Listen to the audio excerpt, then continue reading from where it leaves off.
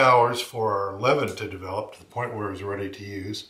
So I've been watching the dough, and we're now at hour 13. So it's taken a little bit longer, but it's looking very good. It's developed in size, so I'm going to take a little bit of filtered water, and I'm very gently going to pull out some of the dough, and it floats. This is going to rise for about another hour after I put it in the pan. So this time I'm going to try something a little different. Usually the recipes that I've made before call for buttering the inside of the pan and then putting your dough in it. Excuse me. And that works, but the dough always kind of, or the bread always kind of sticks to the side, kind of fuses itself with the butter. So I'm going to try simply lining the pan with some parchment paper this time and see how that works. We'll experiment. So what I'm going to do is dampen a spatula, and I'm going to very gently turn our dough out into the pan.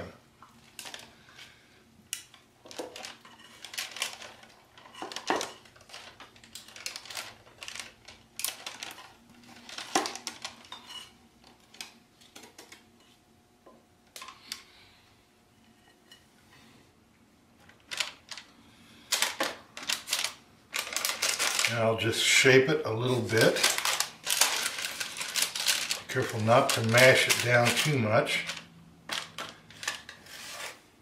And what I'm going to do is let this dough relax and kind of rise a little bit more while I preheat the oven.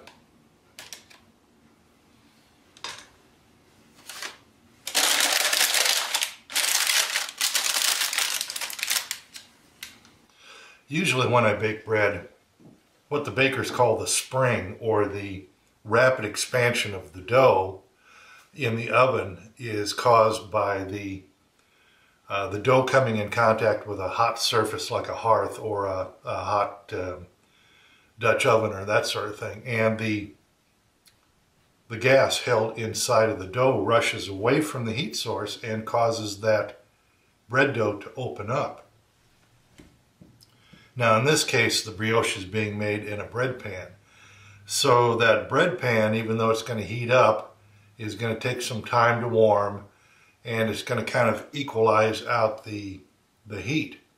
So it may not allow the bread to spring, excuse me, quite as extremely as it would if it was in contact with a hot surface. Now what I'm going to do in this case is I'm actually going to put a pizza stone in. And I'm going to preheat the oven to 375, and then I'm going to put the loaf pan in on top of the preheated stone. So for the next hour, I'm going to preheat the stone in the oven at 375, and that will give the bread dough time to relax and ferment just a little bit more, and then we'll bake it.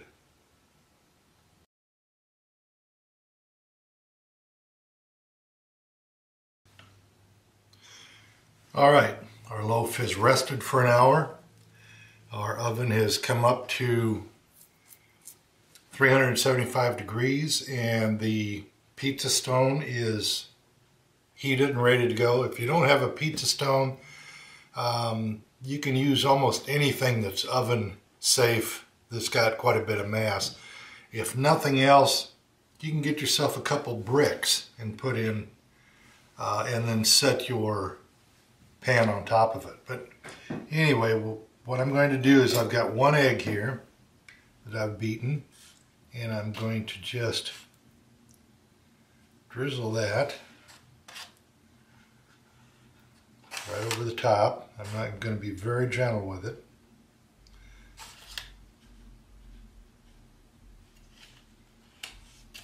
If you happen to have a basting brush, that would probably work a little better, although this seems to work just fine.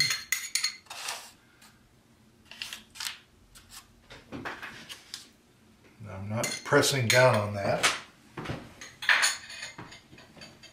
Now I'm going to take a sharp knife. I'm going to put a slit right down the center of that loaf. And I'm going to slide this right into the oven. Alright, the bread is in the oven and I set the timer for 30 minutes. Now it might take up to 40, maybe even longer, depending upon the exact temperature of your oven. But I'm going to start out at 30 and I'm going to check it, see what the color is, and then we'll take it from there. Alright, and here's our brioche. In this case, it wasn't quite brown enough to my satisfaction at 30 minutes, and I added another 5 minutes. So the total baking time was 35 minutes, but I think this looks pretty good. I've taken a little wire rack, set it down, and put a piece of paper towel underneath it, simply because sometimes there is some butter that comes out of this. And let's see here what we can do with our pan.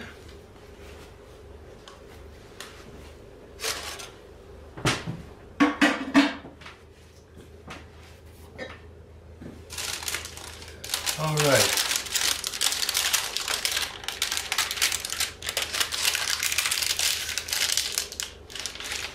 And you know what? For never having tried it before, the parchment paper works great. So I suggest you give that a try. It doesn't look like it's leaking any. So I'm just going to leave this underneath. So there is your brioche. Mighty fine looking loaf. Now, as with all bread, especially with this brioche, you're going to want to wait at least a couple hours before you cut into it. I can tell by feeling this, it's very, very, very delicate. That's one of the reasons they add the butter to it, is the butter actually lubricates the proteins that form the gluten. So instead of forming a tight mesh like you would see in regular bread, that gluten slips past itself and is very tender. It will almost fall apart, and I can feel it here. So whatever you do, do not cut into this when it's hot, because you're just going to mash it up. Give it a chance to cool and set just a little bit, and then enjoy. So that is how you make naturally fermented brioche. I hope this was helpful. As usual, I'd like to encourage you to subscribe to my channel and leave comments if you like. Share these videos with your friends. So until next time, I'm Doug Cuny. Take care.